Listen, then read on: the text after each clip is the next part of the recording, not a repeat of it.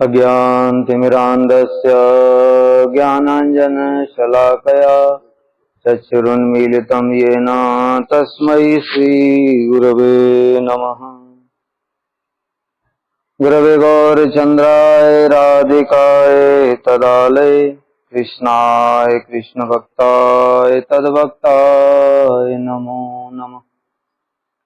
वाञ्छाकल्पतरुभ्यश्च कृपा सिन्धुभ्यैव च पतितानां पावनेभ्यो वैष्णवेभ्यो नमो नमः।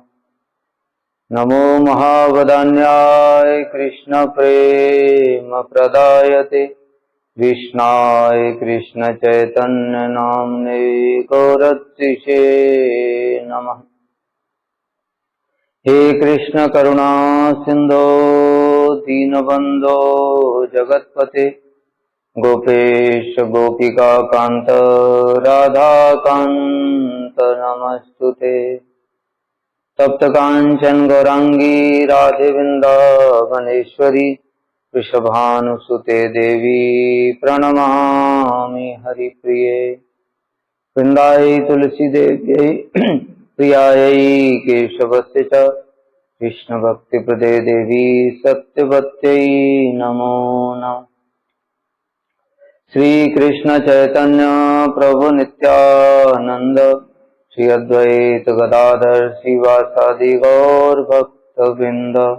हरे कृष्णा कृष्ण कृष्ण हरे हरे हरे राम राम राम हरे हरे। हम लोग श्री शिक्षाष्टक श्रवण कर रहे थे। उसमें पहला श्लोक हम लोगों ने सुना, चेतो दर्पण मार्जनम भव महातावाग्नि निर्वापणम श्रेयः कैरव चंद्रिका वितरणम विद्यावधु जीवनम आनंदाम्बुधि वर्धनम प्रतिपदम पूर्णामृतास्वादनम सर्वात्म स्नपनम परम विजयते श्री कृष्ण संकीर्तनम। उसमें हम लोगों ने सुना था श्री कृष्ण संकीर्तन अर्थात राधा जी के साथ में कृष्ण का संकीर्तन, यही परम विजयते, परम विजय युक्त हों। ये जब संकीर्तन विजय युक्त होंगे तो हमको क्या प्रदान करेंगे? 7 चीजें बताई थी। इसमें पहला बताया था चेतो दर्पण मार्जन, अर्थात चित्त रूपी दर्पण को मार्जन करेंगे।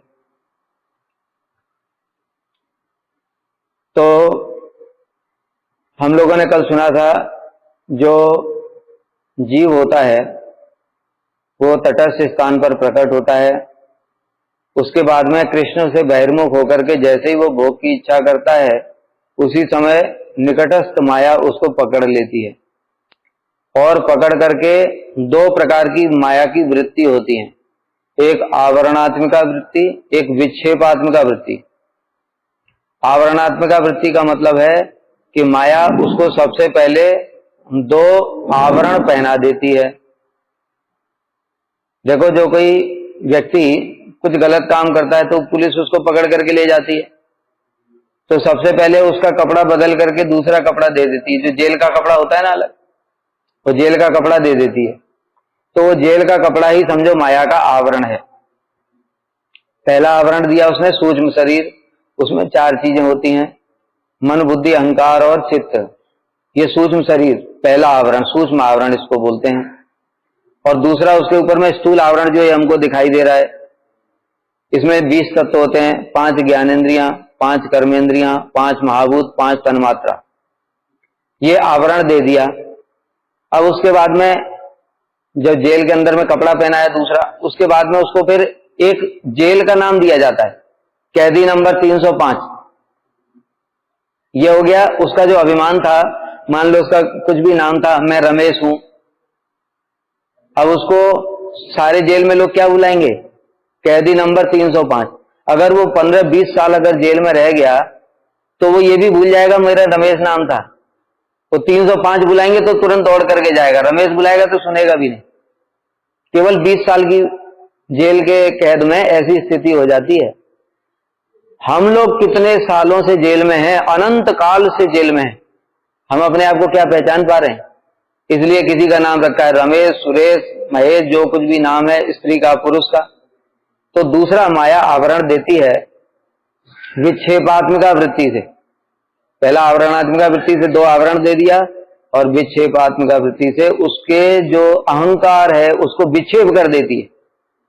उसका शुद्ध अभिमान था मैं कृष्ण का दास हूं, ये शुद्ध अभिमान था। और अब उसका अभिमान हो गया मैं स्त्री हूं, पुरुष हूं, इंजीनियर हूं, डॉक्टर हूं, राजा हूं, प्रजा हूं, दास हूं, स्वामी हूं, ये सब विक्षेप कर दिया। कर्तापन का अभिमान आ गया उसके अंदर।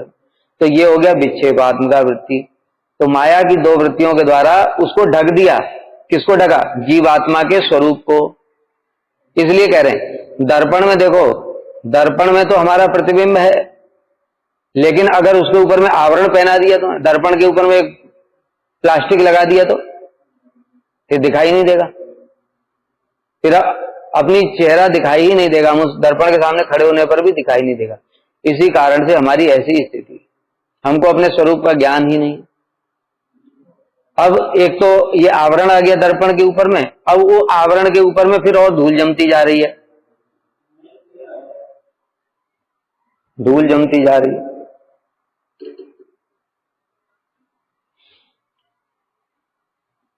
तो आवरण के ऊपर जो धूल जमती जा रही है, चेतो दर्पण मार्जन, उसके लिए ही कहा गया है कि पहले ये धूल को हटाना पड़ेगा। ये अनंत जन्मों के अनर्थ और जो अपराध हैं वो धूल के ऊपर भी और बड़ा वज्र लेप हो जाता है। जो धूल होती है ना फिर उसके ऊपर में, और उसमें और पानी वानी मिला करके अगर धूल को अगर रख दिया जाए तो वो फिर जम जाती है, फिर वो छूटती नहीं, वो अपराध है। ऐसे करके हमारा जो जीवात्मा का स्वरूप है वो इन अनर्थ, अपराध और 2 आवरणों से ढका हुआ है। अब जब तक ये हटेगा नहीं तब तक दर्पण के अंदर में अपना स्वरूप दिखाई नहीं देगा, इसलिए इसको हटाना जरूरी है। इसको कैसे हटाए जाए? तो सफाई करो, झाड़ू मारो, पोंछा मारो, फिर और जब कठोर दाग होता है तो फिर वो लेकर के आते हैं, ये केमिकल आता है ना, वो शीशा साफ करने वाला कोलिन, फिर छिड़कते हैं उसको, फिर साफ करते हैं। इसी प्रकार से अभी हमको पावरफुल, खाली कपड़े से कुछ नहीं होगा, पानी से भी कुछ नहीं होगा, तो सबसे पावरफुल केमिकल है वो चाहिए, और वही है श्री नाम संकीर्तन। बाकी अन्य अन्य युगों में बाकी छोटे मोटे चीजें चल जाएंगी,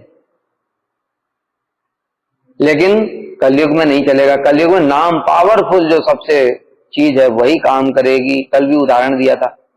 इसलिए फिर क्या करते हैं हम लोग, धीरे धीरे सफाई करते चित्त की।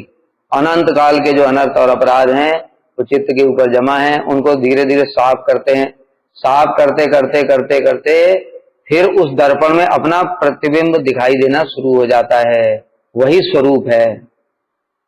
इसलिए चेतो दर्पण मार्जन से या स्वरूप की उपलब्धि ही बताया गया। चित्त रूपी दर्पण को मार्जन करता है, जब मार्जन करेगा तभी स्वरूप की प्राप्ति होगी, तब मैं पहचान पाऊंगा। फिर जैसे बताया कि वो कैदी को 20 साल हो गया जेल में, अब वो अच्छे काम करता है, राष्ट्रपति ने उसकी सजा माफ कर दी, सजा माफ कर दी, तब बाहर आया, बाहर आकर के तब उसको याद आएगा, अरे मैं तो रमेश था, मेरे को कैदी नंबर 305 बुलाते थे।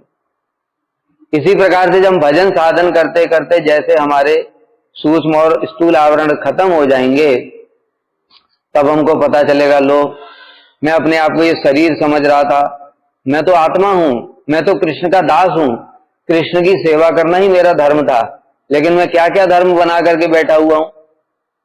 जैसे देखो पूरा प्रैक्टिकल एग्जाम्पल, जैसे कोई अगर बताए ना, जो कैदी जेल में गया वो 305 नंबर, अब वो जेल में दोस्त हो जाएंगे, उसके जेल में संबंध बना लेता है वो, ये मेरा दोस्त है, ये मेरा शत्रु है, ये मेरा मित्र है, ये मुझे पसंद करता है, ये नहीं करता है। ये अभी वो जेल का आदमी थोड़ी था, वो जेल के बाहर का आदमी था, लेकिन जेल में जब गया तो उसने वहां भी संबंध बना लिया। होता है कि नहीं? ऐसा होता है, जेल में दोस्ती हो जाती, जेल में दुश्मनी भी हो जाती। तो ऐसा हो गया। उसी प्रकार से हम भी इस माया के कारागार में आ गए।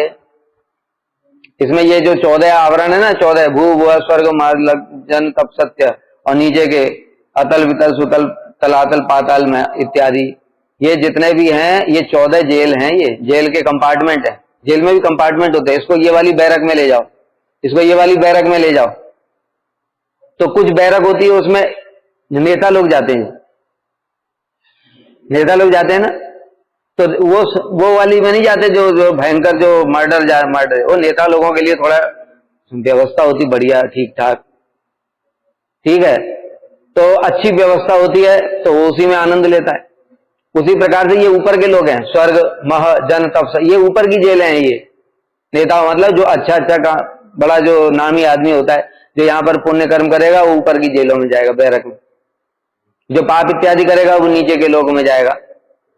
84 लाख योनियां भी हैं, कपड़े भी अलग अलग प्रकार के, जेल भी अलग अलग टाइप की होती है। जिसने ज्यादा बदमाशी किया है उसको फिर पत्थर तोड़वाए जाते हैं, मतलब बहुत परिश्रम कराया जाता है। उसी प्रकार से हम लोग भी हैं, जिसने जैसा कर्म किया है वो उस प्रकार की जेल में जा रहा है, लेकिन है सब ये जेल के अंदर ही, और वो वहीं खुश हो जाता है, कहता है अरे मैं तो बहुत अच्छा हूं।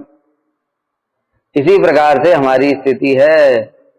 लेकिन जब मुझे अपने स्वरूप का पता चल जाएगा हरि नाम करते करते, तब मैं देखूंगा अरे मैं तो कृष्ण का दास था, मैं अपने आप को कैदी समझ रहा हूं, इन लोगों को अपना समझ रहा हूं, जेल के कैदियों को भी अपना दोस्त मान रहा हूं। अरे जो गुंडा लूट करके आया, जो मर्डर करके आया, कुछ और दूसरा कुकर्म करके, उनको मैं अपना दोस्त समझ रहा हूं। क्या मूर्खता वाली बात है भाई। लेकिन ऐसा ही होता है कि नहीं, जेल के अंदर होता है कि नहीं, ऐसा होता है। उसी प्रकार से हम ये संसार के लोगों को अपना अपना समझ करके बैठे हैं। कोई लूट रहा है, कोई डाकू है, कोई स्वजनाख्य दस्यु, भागवत इनको बताया, स्वजन आख्य दस्यु मतलब अपने बन करके मैं तुम्हारा ये हूं, मैं तुमसे प्रेम करता हूं, फिर लूट रहा है, ऐसे करके इनको स्वजनाख्य दस्युओं को अपना अपना समझ रहे हैं। तब वो समझता है नहीं, कृष्ण ही मेरे हैं, कृष्ण मेरे नित्य प्रभु हैं, कृष्ण की सेवा करना ही मेरा एकमात्र धर्म है, और तब वो भगवान के पास में जाता है। तो ये मार्ग सारा कौन दिखाएगा? नाम संकीर्तन, श्री कृष्ण संकीर्तन। संकीर्तन करते करते हमारा पहले चित्त रूपी दर्पण मार्जन होगा। अब आगे बढ़ते थोड़ा है, क्वेश्चन बाद में पूछ लेना। दूसरा चेतो दर्पण मार्जन, भव महादावाग्नि निर्वापण। भव मतलब भव सागर, ये भव सागर को बताया। दावाग्नि एक होती दावानल, हम लोग सुबेरे सुबेरे गुरु जी का अष्टक गान करते हैं, संसार दावा नल लीड़ लोक त्राणाय कारुण्य घना घनत्व प्राप्त कल्याण गुणाणवस्य वंदे गुरोसी चरणारविंद। तो ये जो है संसार दावानल, हम संसार की दावानल में जल रहे हैं। कौन सी? इसी को भव महादावाग्नि बताया है। एक होती दावानल, दावानल किसको कहते हैं? जंगलों में जो आग लग जाती है ना, उसको दावानल कहते। उसको बुझाना कितना कठिन होता है पता है? अभी अमेरिका में लगी थी, वो कितने कितने वहां पर जो एक्टर लोग हैं वहां के, अमेरिका के, हॉलीवुड के, उन सबके भी घर जल गए, सब छोड़ छोड़ करके भाग गए। और वो आग को बुझाने के लिए अमेरिका जैसे कंट्री में भी मतलब सारे की सारी जो फायर ब्रिगेड सब लगा दिया, लेकिन आग नहीं बुझा पाए वो लोग। ऐसी आग होती है। ये तो दावानल। और फिर महादावानल मतलब वो तो बुझने की बात ही नहीं है। और फिर उसका ताप कैसा होता है? वहां सब घर छोड़ छोड़ करके भाग गए। कितना ताप होता है, इतना जलन होती है उसके अंदर, और सारे पशु पक्षी जितने सब जल जल करके उसमें मर जाते। इसी प्रकार से हम लोग भव महादावाग्नि, भव मतलब पुनरपि जन्म पुनरपि मरणम पुनपि जननी जठरे शयनम, ये भव महादाव, भव रूपी दावाग्नि, जन्म और मृत्यु का ताप। ये जन्म के समय भी ताप है दावानल जैसा, और मृत्यु के समय भी ताप है दावानल जैसा, और बीच में भी पूरा दावानल जल रहा है। ऐसे हमको जो जला रहा है, इसको महादावाग्नि को निर्वापणम, शांत करने वाला जो जल है एकमात्र श्री कृष्ण संकीर्तन। अब देखो शास्त्रों में कितना सुंदर रूप से बताया कि भव महादावाग्नि कैसी है। भगवान कपिल देव ने माता देवहूति को उपदेश दिया। उस समय जीव का पूरा बता रहे हैं, कैसे गर्भ में जाता है, पहले दिन क्या होता है, दूसरे दिन क्या होता है, 5 दिन बाद क्या होता है, 1 महीने बाद क्या होता है। तो ऐसे करके बता रहे हैं कि 5-6 महीने के बाद में उसका सिर और अंग सारे निकल आते हैं और धीरे धीरे उसकी जो चेतना भी आने लगती है। उससे पहले चेतना नहीं आती जीव। अब देखो विचार करो कि गर्भ मतलब मां का जो गर्भ होता है वो कितना छोटा स्थान है। वो छोटे स्थान में एक व्यक्ति को बंद कर दिया जाए तो उसको कैसा लगेगा। तुमको मान लो हम तो चलो बड़े, हमारी चेतना भी है, हमको अगर कोई पॉलीथीन में बंद कर दे, पैकेट में ऊपर से ऐसे, और चारों तरफ से पॉलीथीन का ढक्कन बंद कर दे, फिर हमको कैसा लगेगा, आनंद आएगा। कभी बंद होकर के, पॉलीथीन तो बहुत छोटी चीज है, अगर किसी को कमरे में बंद करके बाहर से लॉक कर देना पागल हो जाएगा, खटखटा खटखटा के या तो दरवाजा तोड़ देगा नहीं तो खुद ही खिड़की तोड़ करके भाग जाएगा, कुछ तो करेगा, नहीं तो वहीं गिर पड़ेगा रोते रोते। तो कमरे में तो तुमको शरीर भी खुला है, बैठ सकते हो, सो सकते हो, घूम सकते हो, सब कुछ कर सकते हो कि नहीं। लेकिन देखो गर्भ के अंदर में कुछ भी नहीं कर सकते, हिल भी नहीं सकते। क्या दावाग्नि है। और देखो माया कैसी, भगवान ने क्या अद्भुत माया रची है। सब कोई इसको देख रहे हैं फिर भी देखकर भी नहीं समझते। माता पिता कितने खुश हैं, मेरी संतान जन्म लेगी, संतान को क्या कष्ट हो रहा है उसका कोई चिंता नहीं किसी, वो आनंद मना रहे हैं। और भीतर में जो बच्चा है वो बेचारा बंद है एकदम, बताए ना, पॉलीथीन के अंदर में, ना हिल सकता है, ना डुल सकता है, ना बुल। अच्छा उसको भीतर में कोई कीड़ा है काट रहा है, घर में पेट में भी कीड़े होते हैं, अब वो कीड़ा काट रहा है, अब वो रोएगा क्या, क्या करेगा, रोएगा कौन, सुनने वाला है भीतर, सुनने वाला है कोई। मां जब खट्टा और कड़वा और तीखा मिर्च इत्यादि खाती है, उसको खाने की इच्छा होती है, मां खाती है, और वो जो फिर उसको जलता है उसका शरीर, अभी उसका शरीर कितना कोमल है, जो बच्चा बाहर आता है उसको देखा है ना, शरीर स्किन कैसी होती है उसकी, एकदम कोमल कागज जैसी होती है, और उसमें तुमने मिर्च का लेप लगा दिया अगर, तो उसको कैसा आनंद आता है। ऐसा जो है कष्ट ताप मिलता है अंदर में, गर्भ में, और कुछ बोल नहीं सकते, कुछ कह नहीं सकते, कुछ सुन नहीं सकते, रो भी नहीं सकते, रोगे तो भी क्या कर लोगे, पड़े पड़े तड़पते रहो, कुछ उपाय तो है ही नहीं। जब भगवान की इच्छा होगी तभी बाहर आओगे, माता पिता की इच्छा से कोई बाहर नहीं आता है। कोई बच्चा 8 महीने में ही उसका जन्म हो जाता है, किसी का 9 महीने में, किसी का 10 महीने, किसी का 12 महीने में भी होता है। तो कौन कंट्रोल कर रहा है, माता पिता की इच्छा से नहीं हो रहा है, जब भगवान की इच्छा से हो रहा है। जैसे जिसने कर्म किया है उसको वैसा दावानल में जलना पड़ेगा। ऐसे करके देखो, जन्म लेने से पहले ही दावानल शुरू हो गया है, अभी तो जन्म भी हुआ नहीं, गर्भ में आए उसके अंदर ही इतना जल रहे हैं, और बाहर लोग खुशियां मना रहे हैं, हमारे जलने के लिए लोग खुशियां मना रहे हैं। फिर उसके बाद में भगवान कपिल देव कहते हैं कि फिर जब वो इस प्रकार से कष्ट पाता है, थोड़ी उसकी और चेतना होती है, तो भगवान उसको पूर्व जन्म का कोई सौभाग्यशाली जीव जो भगवान की थोड़ी बहुत भक्ति जिसने की है उसको पूर्व जन्म का स्मरण करा देते हैं। जब उसको पूर्व जन्म का स्मरण करता है तब उसको बड़ा कष्ट होता है, कहता है प्रभु मैं कितना पापी हूं, कितना दुराचारी हूं, मैंने आपको छोड़ करके संसार का भजन किया, इसलिए इतना कष्ट पा रहा हूं, फिर से इस पैकेट के अंदर में आके लटका, उल्टा वो भी लटका दे तुमको। अभी तुमको एक मिनट के लिए कोई पैर पकड़ करके ऊपर से और सिर के बल लटका दे तो कैसा लगेगा, और वो 9 महीने तक ऐसे लटका रहेगा, ऊपर पैर रहेंगे, सिर नीचे की ओर रहेगा। कैसा दावानल है बताओ। 9 महीने तक तुमको अगर वहां छत से पैर बांध करके लटका दिया जाए, कैसा आनंद आएगा ना। और सबके साथ ऐसा हो रहा है, फिर भी जैसे ही बाहर आता है वो सब भूल जाता है, यही तो माया है। तो फिर उसको भगवान की स्तुति करना प्रारंभ करता है, भगवान की स्तुति करता है, प्रभु मैं बड़ा पापी हूं, मैंने आपको छोड़ के संसार का भजन किया है, इसलिए इतना कष्ट पा रहा हूं, किंतु आप बड़े दयालु हैं, इसलिए आप मुझे इस कष्ट से बाहर निकालो। इतना कष्ट पा रहा है, कुछ कर ही नहीं सकता है, चाह कर भी पैर, मतलब पैर भी नहीं हिला सकता, हाथ भी कुछ नहीं कर सकता है। सोचो हमारे हाथ पैर थोड़ा सा अगर 1 घंटे थोड़ा 5 मिनट भी अगर हाथ ये हिलना बंद हो जाए, तुरंत डॉक्टर के पास जाए, फिजियोथेरेपी, ये वो दुनिया भर के काम करते हैं, और उसको पूछो 9 महीने तक ऐसे ही बंद पड़ा हुआ है, न पैर हिला सकता है, न हाथ हिला सकता, कुछ नहीं। तब भगवान कृपा करके उसको फिर बाहर निकाल देते। बाहर निकल करके आता है, फिर माया उसको पकड़ लेती है, फिर वो भूल जाता है कि अरे मैं प्रभु का दास हूं। फिर जैसे ही माँ कहती मेरा बेटा, पिता अपनी गोद में ले मेरा बेटा, सबका बेटा, उसके बाद भी बता रहे हैं भगवान कपिल देव कैसे कैसे ताप सहन। अब जन्म हो गया कैसे तैसे, इसलिए 9 महीने कष्ट पा रहा था ना, इसलिए बाहर आके ही रोने लगता।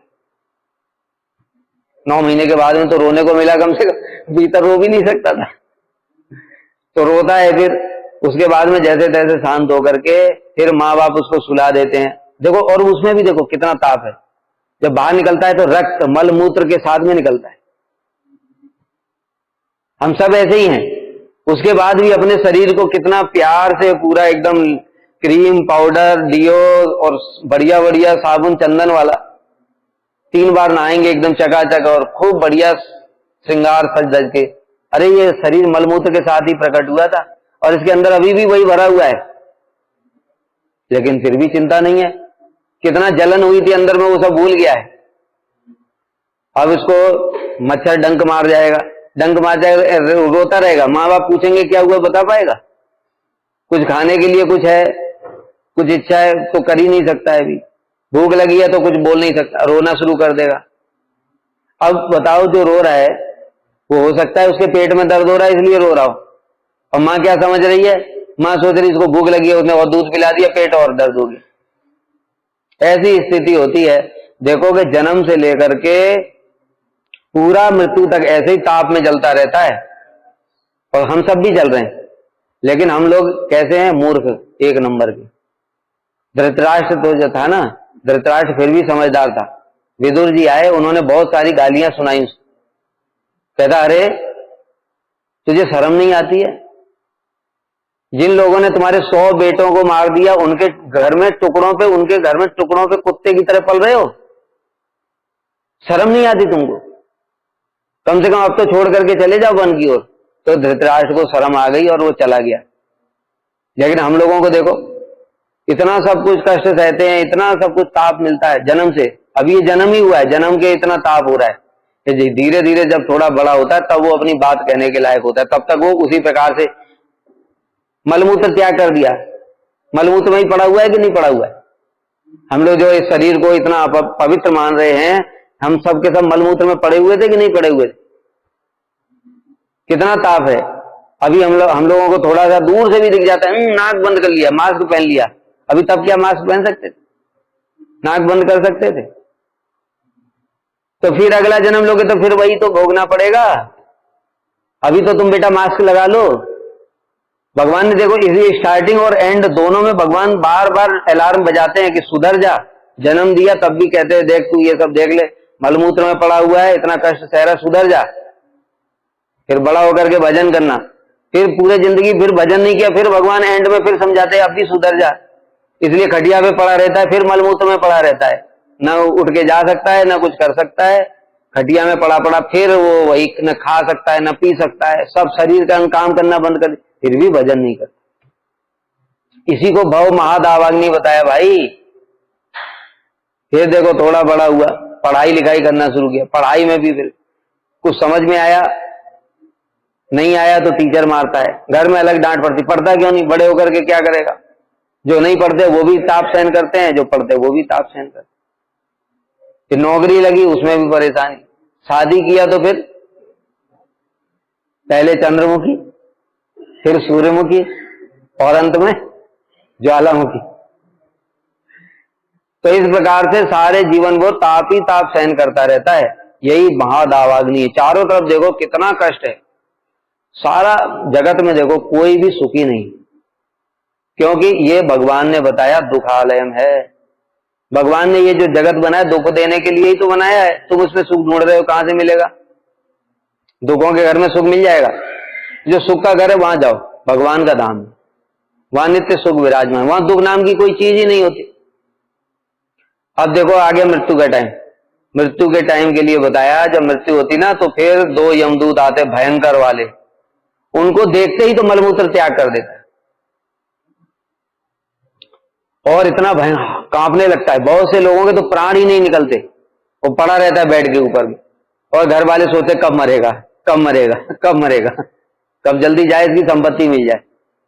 संसार के लोग ऐसा सोचते हैं, और वो बेचारा पड़ा हुआ। अब देखो जैसे बचपन में हालत थी ना शुरू में, ऐसी अभी भी है। सब देख रहा है, कर सुन रहा है, समझ रहा है, फिर भी कुछ नहीं कर सकता, फिर भी भगवान का भजन नहीं करेगा। फिर उसके बाद गरुड़ पुराण में वर्णन है, जब प्राण निकलते हैं 100 बिच्छू एक साथ डंक मारते ना, 100 बिच्छू, एक बिच्छू पहले एक डंक मरवा के देखो, पहले पता चलेगा। था समझ गए? सारे दिन रोते रहोगे, तड़पते रहोगे, ऐसा बिच्छू का एक बिच्छू का डंक होता है। और 100 बिच्छुओं ने अगर पूरे शरीर में डंक मारे, फिर कितना आनंद आएगा। वैसा दर्द होता है उसको जब प्राण यमदूत खींचते हैं, और उसके बाद फिर ले जाते हैं दूसरे नरक के रास्ते की ओर। उसमें पूरा बताया, इतनी दूरी तक ले जाते, एक रेगिस्तान पड़ता है जलता हुआ, मतलब इसमें एक सूर्य जो अभी हम लोग 45-47 डिग्री हो जाता है, बाहर नहीं निकलेंगे, एसी चला लेंगे। अच्छा बेटा ठीक है, अभी तो एसी चला लो तुम। वहां जब यमदूत ले जाएंगे तब कौन सा एसी चलाओगे? इसलिए 100 सूर्य एक साथ तप रहे हो ऐसा रेगिस्तान की बालू में, और चलाते हैं, और नीचे से पैर जल रहा है। यातना देह होता है वो, आत्मा को नहीं ले जा सकते, आत्मा को कोई कष्ट नहीं होता है, आत्मा के ऊपर यातना देह होता है, वो यातना देह में डाल देते। वो यातना देह का स्पेशलिटी होती है, जैसे ये शरीर है ना, इसको तुमने ज्यादा जलाया तो मर जाएगा, लेकिन वो यातना देह मरता नहीं है, लेकिन कष्ट उतना ही होता है जितना कष्ट यहां शरीर में हो रहा है। जैसे बिच्छू के काटने से वो उसमें भी होगा, लेकिन ये शरीर तो मर जाएगा, वो शरीर मरेगा नहीं। तो उसको रेगिस्तान में फिर लेकर के पैदल चलते हुए, पैर जल रहा है, ऊपर से तप रहा है, पानी मांगता है, पानी नहीं देते, और फिर चलेगा नहीं, पीछे से कोड़ा पड़ता है। फिर कोड़ा पड़ता है तो यही रेगिस्तान में पड़ गए, मूर्छित हो जाता है। फिर यमदूत फिर पिटाई करते, फिर पिटाई करते, फिर उठता है, फिर चलता है, फिर पिटाई करते, ऐसे करके इतना तड़पाते। फिर एक जंगल आता है, वो जंगल में जो पौधे होते हैं ना, दोनों पेड़ जो होते हैं, वो पेड़ की जो पत्तियां निकली होती हैं वो ऐसे होते हैं, वो ब्लेड की धार, ब्लेड की धार, उसके बीच में से खींचते हुए इसको ले जाते हैं। शरीर पूरा कट फट रहा है, खून निकल रहा है, लेकिन मरेगा नहीं। फिर उसके बाद बैतरणी नदी आती है, उसमें मल मूत्र और क्या क्या रक्त, ऐसी गंदी गंदी चीजें होती हैं, और उसमें भी कीड़े होते हैं, उसमें से डाल करके खींच करके ले जाते हैं, उसको नोचते हुए पूरा काटते हुए। ऐसे अभी तो नरक में सोचो एंट्री भी नहीं हुई, उससे पहले इतना बढ़िया स्वागत किया जा रहा है।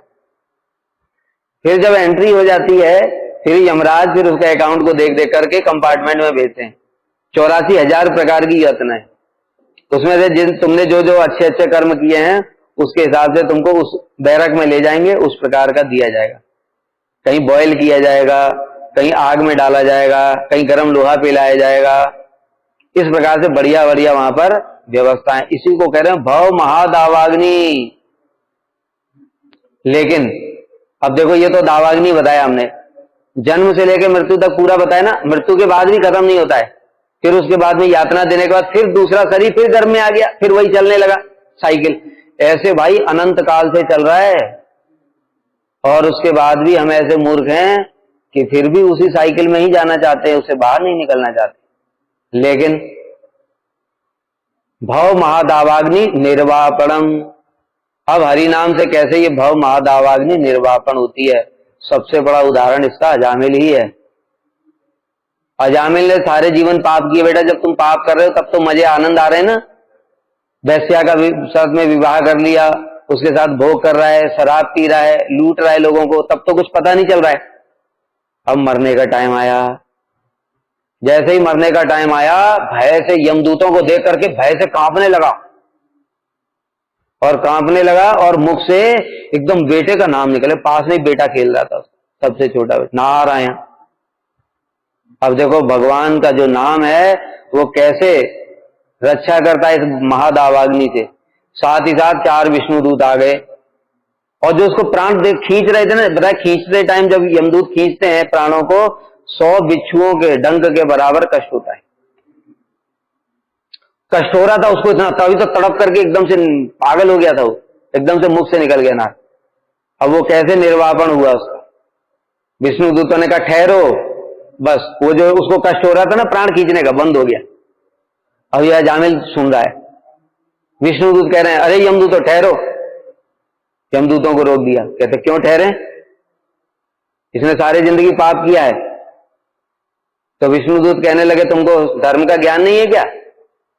अरे तुम लोग धर्म का रक्षा करने के लिए तुमको यमराज जी ने बनाया है, और धर्म की रक्षा करने वाले या धर्म का काम करेंगे तो फिर क्या होगा जगत में। इसलिए विष्णुदूत घूमते रहते हैं धर्म की रक्षा करने के लिए, धर्म की स्थापना करने के लिए। उन्होंने कहा यमदूतों ने हम तो धर्म ही कर रहे हैं, इसने सारी जिंदगी देखो पाप किया है। ये ब्राह्मण था सदाचारी, वैश्या से विवाह किया, ब्राह्मण होकर के वैश्या से विवाह करना ये तो भयंकर दंड। उसके बाद इसने ब्राह्मण का तो कर्म सारा छोड़ दिया, किसी चोरी लूट मार शराब पीना ये सब करता था, इसका सबका दंड सारी जिंदगी का उन्होंने दिखा दिया, तो ये तो दावानल में जलेगा ही जलेगा। तब विष्णुदूत कहने लगे लगता है तुमको शास्त्र का ज्ञान नहीं है। अरे जो भगवान का नाम ले लेता है नामाभास से भी, म्रियमाणो हरे नाम गणन पुत्रोपचारितम अजामिलोपि अगाधाम किम पुनः श्रद्धया गणन। म्रियमाणो मरने के समय, हरे नाम गणन मुख से निकल गया, पुत्रोपचारितम पुत्र के लिए निकला था, भगवान के लिए निकला भी नहीं था। ऐसे पापी अजामिल को भी यमदूतों से रक्षा हो गई। किम पुनः श्रद्धया गणन, फिर हम श्रद्धा पूर्वक लेंगे तो क्या होगा, उसका क्या फल है, उसका तो श्रद्धा भी नहीं थी। तो देखो जो महादावाग्नि जो बताया ना यमदूत, उसको भयंकर जलाने के लिए एकदम तैयार थे, खींचने के लिए, यातना देने के लिए, वो निर्वापन खत्म हो गया कि नहीं, और रक्षा हो गई उसकी। और फिर विष्णु दूतों ने कहा जो भगवान का नाम लेता है एक बार भी सकृदिपि परगीतम श्रद्धया हेलयावा दृग्वन नरमात्रम तारेत कृष्णाम, एक बार भी अगर श्रद्धा से अथवा अश्रद्धा पूर्वक भी लिया जाए तो वो तारने वाला है। तो फिर विष्णु दूतों ने उसकी रक्षा कर दी। अब अजामिल को तब समझ में आया कि भाई ये भव महादावाग्नि निर्वापणम यही है और कुछ नहीं है। मैं ऐसे दावानल में जल रहा था, यमदूत तो आ ही गए थे, उनकी शकल देख करके तो मलमूत्र त्याग कर भयंकर यातना भोग रहा था, और विष्णु दूतों ने मेरी रक्षा की। तब यमदूत गए वापस यमराज के पास। यमराज के पास जाकर के कहने लगे महाराज आज आपसे एक प्रश्न पूछना चाहते। यमराज पूछो। कहते ये बताओ कि आप ही सृष्टि के मालिक हो कि कोई और भी मालिक है। अगर ये बताओ, अगर एक सृष्टि के दो चार मालिक हो गए तो सृष्टि कैसे चलेगी। एक मालिक कहेगा, मान लो एक घर के 10 मालिक है, एक मालिक कहेगा आज मूंग की दाल बनाओ, दूसरा मालिक कहेगा नहीं आज मूंग की दाल नहीं बनानी, लौकी की सब्जी बनाओ, तीसरा मालिक कहेगा पनीर बनाओ, चौथा, और जो बनाने वाला है वो क्या करेगा, वो तो पागल हो जाएगा। किसकी बात माने किसकी बात नहीं माने बताओ। इसलिए मालिक कितना होना चाहिए, एक। तो यमराज जी ने कहा कि देखो यमदूतो, हम तो मालिक नहीं है, हम तो मालिक नहीं, हम तो नौकर हैं, उनके सेवक हैं, दास हैं, और मेरे जैसे और भी बहुत सारे दास हैं उनके। प्रभु एक ही हैं सृष्टि के, और वही परम परमेश्वर हैं। और फिर उन्होंने बताया स्वयंभू नारद शंभु कुमार कपिलो मनु प्रहलाद अजनको भीष्मो बलिर भयासकी वयम। स्वयंभू ब्रह्मा जी, नारद, शिव, कुमार चतुसेन, कपिल, मनु, प्रहलाद, जनक, भीष्म, बलि, सुखदेव और मैं यमराज जी, हम 12 महाजन हैं। भगवान ने हमको सेवा दी है, वो हम अपना ये सेवा कर। इसलिए यमदूतों आज के बाद ध्यान रखो, तुमने जो आज अपराध किया, अपने यमदूतों को ही डांट रहे हैं यमराज जी, कह रहे तुमने आज अपराध किया, और सेवक का अपराध स्वामी का अपराध होता है। इसलिए तुमने जो अपराध किया वो मेरा अपराध हुआ है, मैं भगवान से क्षमा मांगता हूं, हे प्रभु आप मुझे क्षमा कर दीजिए। कहते क्यों, क्योंकि तब उन्होंने बताया जीवा न भक्ति भगवत गुण नाम ध्येयम चेतस्त न स्मृति चरणारविंदम कृष्णाय नो नमति अचिरे कदापि तान अनयध्वम असतो अकृत विष्णु कृत्यान। देखो भगवान का नाम कैसे महादावाग्नि को खत्म करने वाला, शांत करने वाला है।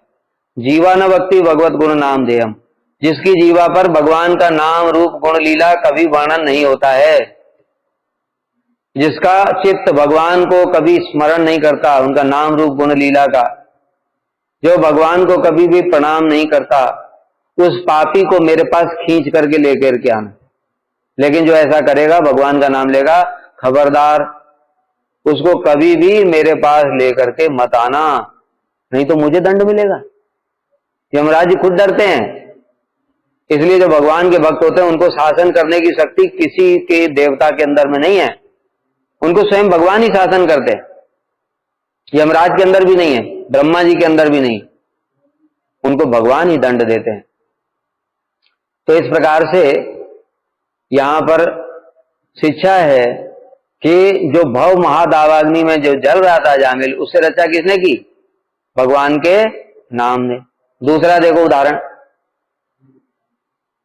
जो रत्नाकर दस्यु था, रत्नाकर दस्यु वो क्या करता था? वो भी ऐसे लोगों को लूटता था, ब्राह्मणों को मार देता था। ऐसा नारद जी ने उनको बताया जाकर के कि भाई तुम ये क्या कर रहे हो, जो तुम कर रहे हो वो कोई भी तुम्हारा साथ नहीं देगा पाप में, जाकर के पूछ के देख लो। तो अपनी पत्नी से पूछा, तुम मेरे पापों में सहायता करोगी फल जब मिलेगा? तो कहते मैं क्यों सहायता करूंगी, तुमने कहा था कि जब विवाह किया था कि मैं तुम्हारा पालन पोषण करूंगा, यज्ञ और अग्नि को मान करके साक्षी, तो तुमको पालन करना पड़ेगा।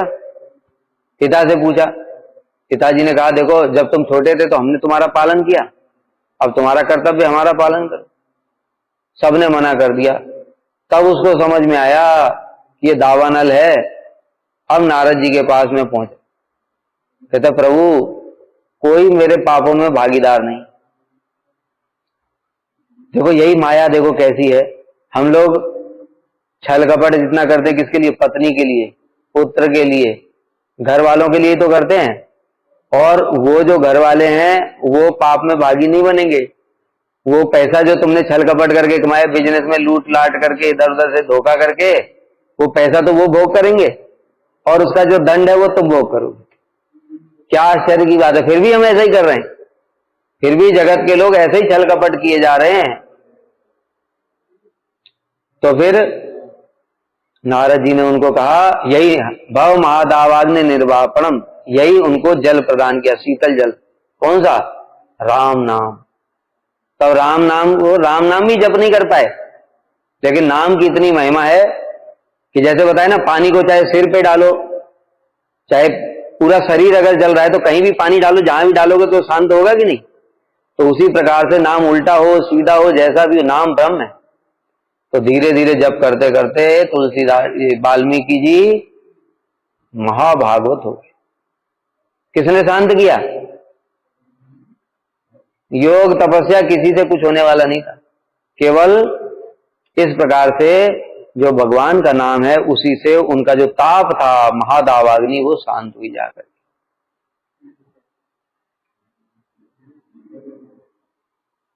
कल भी हम लोगों ने सुना था, जो लोग इस संसार बंधन से मुक्त होना चाहते हैं उनके लिए भगवान के नाम के अतिरिक्त और कोई भी साधन नहीं है जो कि तीर्थों को भी पवित्र करने वाला है। भगवान का नाम सारे जगत को पवित्र करने वाला है, क्योंकि भगवान का आश्रय करने से मनुष्य का मन फिर कर्म के पचड़ों में नहीं पड़ता, फिर कर्म के बंधन सब खत्म हो जाते हैं भीतर से। अभी आगे बताएंगे नाम लेने से कैसे पाप बीज और अविद्या सब कुछ खत्म होता है। लेकिन भगवान के नाम के अतिरिक्त अन्य किसी भी प्रायश्चित का आश्रय करने से मन रजोगुण और तमोगुण से ग्रस्त ही रहता।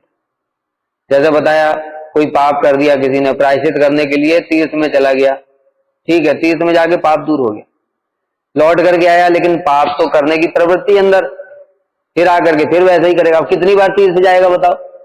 रोज ही पाप कर रहे। कलयुग का जीव तो चारों तरफ पाप के अतिरिक्त कुछ करता ही नहीं है। कलयुग का जीव ना सब पाप है। क्यों पता है? भले ही तुम सोचो मैं तो किसी का कुछ बुरा नहीं करता, चुपचाप जाता हूं, नौकरी करता हूं, पैसा भी मैं हेर फेर नहीं करता हूं, सैलरी मिलती है उसी से जीवन यापन कर रहा हूं, तो भी पाप है। कैसे पाप बता सकते हो? क्योंकि तुम जो खा रहे हो ना उसमें भी पाप। यज्ञ शिष्टासिना संतो मुच्यन्ते सर्वकिल विषयी भुंजते ते तो अगम पापा ये पचन्ते आत्म कारणात्।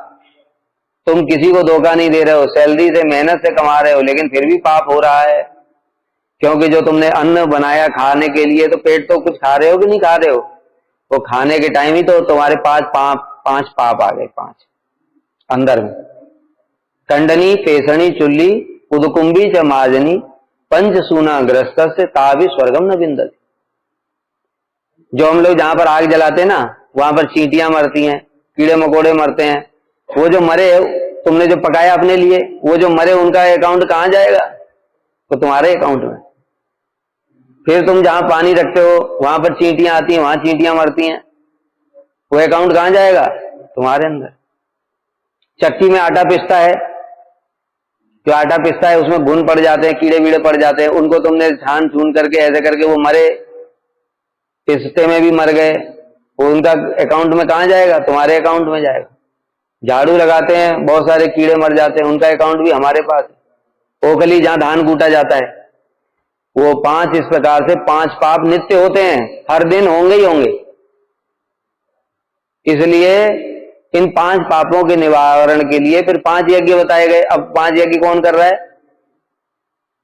अध्यापनम तो ब्रह्म यज्ञ, पितृयज्ञ सुतर्पणम, होमो देवो बलिर्भूतो निर्यज्ञ अतिथि पूजनम। ये 5 यज्ञ करने पड़ते हैं गृहस्थ को। अब तुम भले ही कोई पाप नहीं कर रहे, सब किसी का बुरा नहीं कर रहे, कुछ नहीं कर रहे, तब भी तुम्हारे 5 पाप लगे और उनके निवारण के लिए तो तुमने कुछ किया ही नहीं। तो इसलिए बेटा तुमको दंड भोगना ही पड़ेगा। तो इस कारण से जो भगवान के भक्त होते हैं वो ठाकुर जी को भोग लगा करके ग्रहण करते। ठाकुर जी को भोग लगाने से जितने जीवों का उसमें मृत्यु भी हुई है उन सबका उद्धार हो जाता है। अब वो जो पाप था वो पाप ही अब किसमें बदल गया? महाप्रसाद में बदल गया, कृपा। ठाकुर जी को भोग नहीं लगाया तो 5 पाप हैं, ठाकुर जी को भोग लगाते ही अब वो पाप ही देखो प्रसाद हो गया, कृपा हो गई वो। अब उसी को ग्रहण करने से भक्ति होगी। क्या अद्भुत बात है देखो। तो इस प्रकार से रजोगुण और जो व्यक्ति कलयुग में सभी पाप ही पाप कर रहे हैं, चाहे कितना भी सोचे कि हमसे पाप नहीं हो रहा, फिर भी पाप हो रहा है। इसलिए कलयुग के व्यक्ति को नरक में जाना ही पड़ेगा। अगर नरक से बचना है तो एक ही उपाय है, वो है हरि नाम का आश्रय। इसलिए बताया सकृत उच्चारितम येन हरि इति अक्षर द्वयम बद्धः परिकरस्तेन मोक्षाय गमनम प्रति। हरि, ये 2 अक्षर जिनके मुख से एक बार भी बिना किसी प्रयास के निकलते हैं, उसकी मुक्ति अनायास हो जाती है, वो पापों से सब मुक्त हो जाता है। तो इस प्रकार से भव महादावाग्नि निर्वापणम, जो हरि नाम है वो संसार दावानल से हमारा उद्धार करने वाले, उसको शांत करने वाले। श्रेय कैरव चंद्रिका वितरणम, नाम समस्त श्रेय रूपी कुमुदनी को विकसित कराने वाली चंद्र ज्योत्सना के समान है। कल हमने बताया था ये बात कि जो जीव का स्वरूप है उसको समझो, जो हमारा स्वरूप है उसको समझो, जो कुमुदनी होती है, और हरि नाम है चंद्रमा के समान। चंद्रमा के द्वारा ही कुमुदनी विकसित होती है। उसी प्रकार से जब हरि नाम हम लेते हैं तो हरि नाम लेते लेते चित्त रूपी दर्पण मार्जन होगा। मार्जन होने के बाद में जो भाव रूपी पुष्प है वो विकसित हो जाएगा। जब विकसित हो जाएगा तभी वो ठाकुर जी की सेवा में लगेगा, अर्थात भगवान की सेवा तभी होगी, उससे पहले हम सेवा नहीं कर सकते। अभी हम लोग जो सेवा कर रहे हैं ना, सेवा नहीं है ये सेवा आभास है। अभी हम लोग जो नाम कर रहे हैं वो नाम आभास है। भक्ति कर रहे हैं, भक्ति नहीं, भक्ति आभास, सब आभास हो रहा है। सेवा कहते हैं संबंध ज्ञान सहित। संबंध ज्ञान जब हो जाता है तब सेवा होती है, संबंध ज्ञान के बिना सेवा नहीं होती। जैसा उदाहरण देते हैं, एक कोई स्त्री है किसी पुरुष से प्रेम करती है, तो वो अगर उसकी सेवा करने के लिए जाएगी तो सारा संसार उसको क्या बोलेगा? व्यभिचारी है, बोलेगा कि नहीं? उसकी सेवा नहीं मानी जाएगी। तो सेवा करे तो भी व्यभिचार माना जाएगा। लेकिन वही स्त्री है, अग्नि के चारों ओर उसके फेरे करवा दो, ब्राह्मण के द्वारा यज्ञ करवा करके विवाह करवा दो, अब वही स्त्री उसकी सेवा करेगी तो पतिव्रता है। अरे देखो, स्त्री भी वही, पुरुष भी वही, सेवा भी वही, लेकिन इतना अंतर क्यों हो गया? अंतर क्यों हो गया? क्योंकि अब वैदिक जो वेदों में शास्त्रों में बताया गया उसके कारण वो अंतर हो गया। इसी प्रकार से हमारी अपनी टीका नहीं चलेगी कि हम सोचे बताए ना, जैसे संसार के लोग, हम तो किसी का बुरा नहीं करते, तब तो बुरा करो चाहे मत करो, नरक में तो जाओगे ही जाओ। लेकिन वही व्यक्ति जो बताया ना, ठाकुर जी को भोग लगा दिया, अब ग्रहण करेगा तो वो भक्ति हो जाएगी। जैसे यहाँ पर उदाहरण दिया कि वही स्त्री है, वही पुरुष है, सब कुछ भी वही है, लेकिन जैसे ही संबंध करा दिया अब उसकी सेवा सेवा है, और संबंध नहीं है तो वो व्यभिचार है। इसी प्रकार से अभी हमको पता ही नहीं ठाकुर जी के साथ हमारा संबंध क्या है, इसलिए वो सेवा नहीं कही जाती। तो सेवा के लिए ट्रेनिंग हो रही है, चेतो दर्पण मार्जन के लिए तरीका है, ठीक है। जैसे सफाई करते हैं ना, कभी झाड़ू किया, कभी पोंछा किया, कभी कुछ वो डाल करके वाइपर मार दिया, ऐसे भक्ति के अनेक अंग हैं, उनके द्वारा हम चित्त रूपी दर्पण को मार्जन करते। तो अभी सेवा हमारी सेवा आभास है। तो इसलिए जो हरि नाम है, हरि नाम वो उसको विकसित करते, कुमुदनी को, मतलब भाव रूपी पुष्प को जब विकसित करते हैं तब वो सेवा करने की योग्यता, भाव के साथ संबंध ज्ञान होता है। संबंध ज्ञान जब हो जाता है तब हम सेवा करते हैं, वो सेवा ठाकुर जी ग्रहण करते। इसलिए हम ठाकुर जी की सेवा करते हैं ना, पुजारी भी जो सेवा करते हैं ठाकुर जी की, वो इस भावना से नहीं करते कि मैं कर रहा हूं। अगर पुजारी ऐसे सेवा करेगा तो ठाकुर जी ग्रहण नहीं करेंगे। पुजारी की भावना होती सेवा गुरु जी कर रहे हैं, और गुरु जी का संबंध ज्ञान हो चुका है, गुरु जी शुद्ध भक्त है, उनका संबंध ज्ञान हो चुका है, इसलिए वो जो सेवा करेंगे तो ठाकुर जी ग्रहण करेंगे ही करेंगे, उनका संबंध ज्ञान है। हमारी भावना होती है हम गुरु जी के अनुगत्य में उनकी सहायता कर रहे हैं बस। जैसे मान लो गुरु जी ने कहा आज मैं हवन करूंगा, ठीक है, तो हमसे कहा ए मंदिर साफ करो, दूसरे ब्रह्मचारी को बोला जाओ सामग्री लेकर के आओ, तीसरे ब्रह्मचारी को बोला जाओ घी लेकर के आओ, तो सब सेवा कर रहे हैं कि नहीं? लेकिन यज्ञ वास्तव में यज्ञ कौन कर रहा है? गुरु जी कर रहे हैं।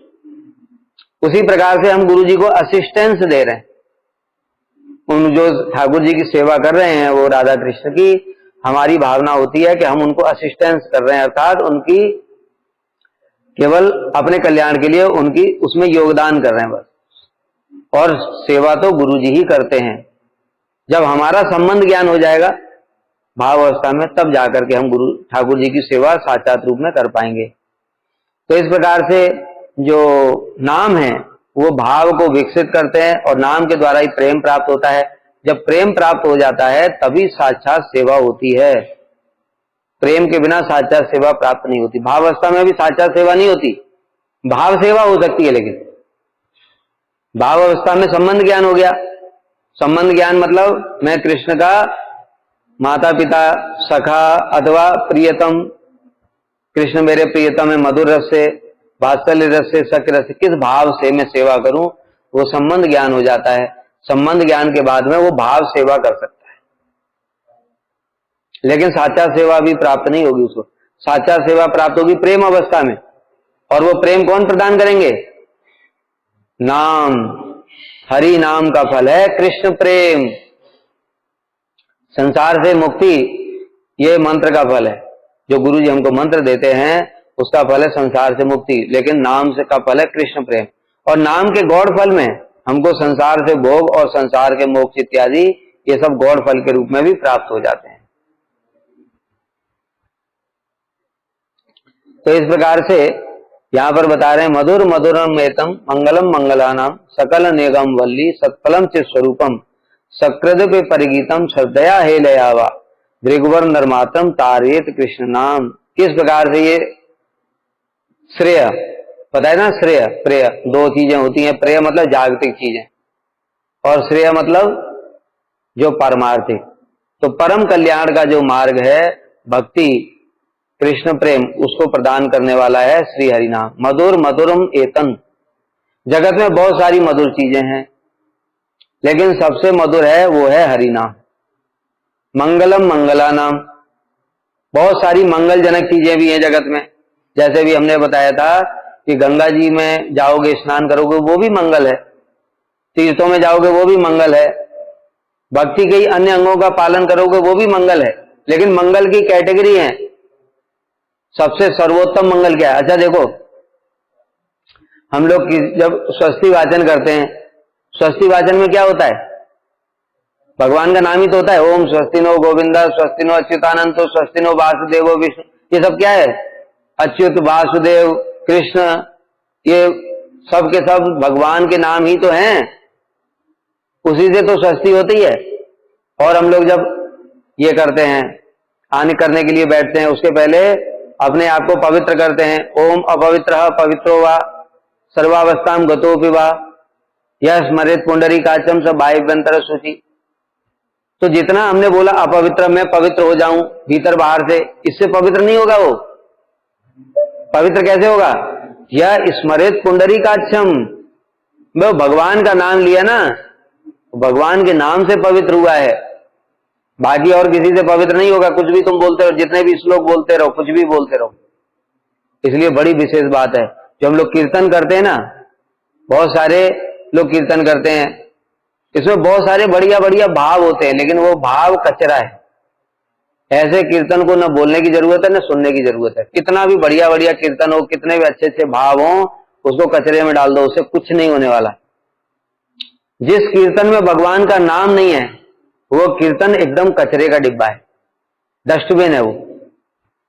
इस बात को अच्छे से समझ लेना चाहिए। जिस कीर्तन में भगवान का नाम है वही कीर्तन है। जिसमें भगवान का नाम नहीं है, वो कितना भी अच्छा सुंदर सुनने में लगे, बोलने में लगे, बढ़िया बढ़िया चीजें हो उसमें, कुछ भी हो, उसको कचरे का डिब्बा समझना। क्योंकि जो पवित्र होगा व्यक्ति, वो केवल भगवान के नाम से होगा, भाव से कोई पवित्र नहीं होने वाला है। इसलिए हम लोगों को भी ये विशेष खुद आचरण करना चाहिए। ब्रह्मचारी लोग जहां भी गृहस्थ हाउस प्रोग्राम करते हैं, जहां भी जाता है, अधिकतर नाम वाले कीर्तन करो, नहीं तो महामंत्र करो। कुछ नहीं पता है तो महामंत्र करो। उनको अच्छा लगे या ना लगे कोई बात नहीं, उसकी चिंता नहीं करना। हमारा मंगल होगा, उनका मंगल हो या ना हो, क्योंकि हम जानते हैं उनका भी मंगल हरि नाम में, हमारा भी मंगल हरि नाम में। उनको अपना मंगल चाहिए तो ठीक है, नहीं चाहिए तो छोड़ो, हमारा तो कम से कम हो जाएगा। श्रील प्रभुपाद जी के एक पार्षद थे, वो हरि कथा बोलते थे तो किसी को समझ नहीं आती थी। तो एक बार वो गए कहीं पर कथा करने के लिए, ऐसे दरी बिछा दिया, आसन बिछा दिया, लोग आए और उन्होंने कथा बोलना शुरू किया। किसी को समझ नहीं आई, कितनी देर बैठेगा, एक एक करके उठ के चले गए। वो अकेले बैठे रह गए, उनके साथ में एक सेवक था। कहता महाराज सब लोग चले गए, आप कहें तो दरी उठा करके पैक कर दें। तो महाराज जी ने कहा चुप रहो, प्रभुपाद ने क्या बोला है, तुम कथा करना अपने मंगल के लिए करना, इसलिए मैं अपने मंगल के लिए कथा कर रहा हूं। तो इसी प्रकार से हम लोगों को यह आचरण करना चाहिए। लोगों को अच्छा लगे वो वाला कीर्तन कभी नहीं गाना, जो कीर्तन महाजनों का नहीं है वो कभी नहीं गाना, ठीक है। जो भी पिक्चर वालों ने जो कीर्तन बनाए हैं वो कभी नहीं गाना, वो विषयी भोगी लोगों के कीर्तन है। वो कीर्तन नहीं है, वो गाने हैं। कीर्तन और गाने में अंतर होता है। कीर्तन होता है जो संबंध ज्ञान के साथ में जो लिखा गया है, वो कीर्तन होता है। ठाकुर भक्ति विनोद महाप्रभु के पार्षद हैं, गौर शक्ति स्वरूपा है, महाप्रभु की शक्ति, गदाधर पंडित के प्रकाश है वो, उन्होंने जो कीर्तन लिखा है वो कीर्तन है। नरोत्तम दास ठाकुर, श्रील प्रभुपाद, हमारे जितने लोचन दास ठाकुर, वृंदावन दास ठाकुर, ये सब महाप्रभु के परिकर हैं। इन्होंने देखो स्वयं महाप्रभु ने आचरण करके दिखाया। महाप्रभु किसके श्रवण करते थे? गीत गोविंद जयदेव गोस्वामी, जिनका भगवान के साथ संबंध है। चंडीदास विद्यापति, जिनका भगवान के साथ संबंध है। और किसी आलतू फालतू कीर्तन को नहीं श्रवण करते थे महाप्रभु। तो इसलिए यहां बड़ी विशेष इच्छा है, कोई भी पिक्चर का गाना कभी जीवन में नहीं गाना। कोई कितना भी बोले, कहते गाना है तो तुम गाओ और भाड़ में जाओ, मरो। तुम अगर मरना ही चाहते हो, जो विषयी भोगी लोगों के गाने गाना चाहते हो तो गाओ, लेकिन उसके द्वारा मंगल नहीं होगा। उसमें हरि नाम होने से भी मंगल नहीं होगा, क्योंकि उसने भोग के लिए लिखा है, मैं प्रसिद्ध हो जाऊं, मेरा गाना सब दुनिया सुने। और जो भक्त लोग हैं जो कीर्तन लिखते हैं, वो कृष्ण की प्रीति के लिए लिखते, कृष्ण के आनंद के लिए लिखते, इसलिए वो वाला गाना चाहिए। और उनको हमको संबंध ज्ञान है उसमें, और उसमें भगवान का नाम रहेगा। तो इस प्रकार से जो बहुत सारी मंगल चीजें, उनमें सबसे श्रेष्ठ मंगल है वो हरि नाम। सकल निगम वल्ली, निगम माने जो वेद है, वेदों को मान लो वृक्ष है, और वृक्ष का पका हुआ फल मतलब वेदों का भी जो सार है वो है श्री हरिनाम। सत्फलम चित स्वरूपम, और चिन्मय फल है ये, जड़ फल नहीं है जगत जैसा। जड़ फल होता है, सड़ जाता है, कुछ दिनों के बाद में उसमें बदबू मारने लगेगी, लेकिन हरिनाम सब समय चिन्मय एक जैसा रहेगा।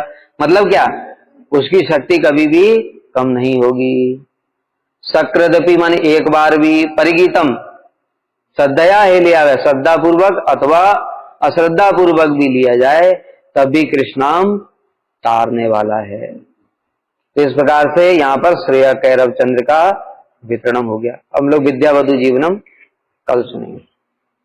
वांछा कल्पतरुभ्यश्च कृपा सिंधुभ्येव च पतितानां पावनेभ्यो वैष्णवेभ्यो नमो।